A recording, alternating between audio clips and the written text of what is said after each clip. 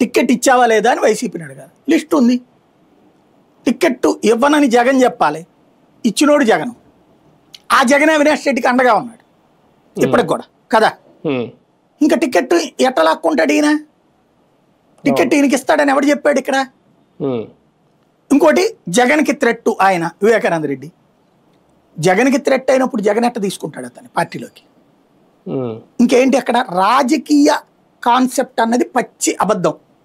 దాంట్లో రాజకీయంగా ఆయన వలన ఏదో ప్రాబ్లం వస్తుందని చంపేశారన్నది కేవలం మన పత్రికలు మన టీవీలు తయారు చేసినటువంటి ఒక స్టోరీ. అది కూడా పొలిటికల్ మోటివేటెడ్ స్టోరీస్. ఆ స్టోరీస్ న్యాయస్థానాల్లో నిరూపణకి రావు. వాళ్ళ అమ్మాయి కూడా అదే స్టోరీ చెప్తోంది, బట్ దానికి సంబంధించింది అక్కడే తేడా కనబడుతుంది.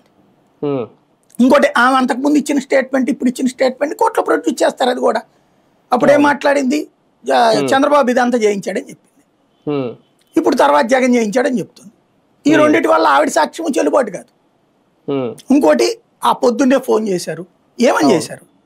అక్కడ చనిపోయారని చెప్పి చేశారు, చచ్చిపోయారు అదేగా చెప్పింది అక్కడ. అది ఎన్నింటికి చేశారు, ఏం చేశారు, ఇవన్నీ ఎవరిష్టం వాళ్ళది పేపర్లో రాశారు. రేపు అక్కడ ప్రొడ్యూస్ చేస్తారు కదా దాంట్లో. ఇక్కడ పాయింట్ అలా ఏంటంటే అసలు పాయింట్ నుంచి పక్కకి తప్పించుకునేసి ఇప్పుడు ఇదేంటి సిబిఐ దర్యాప్తు వీళ్ళందరికీ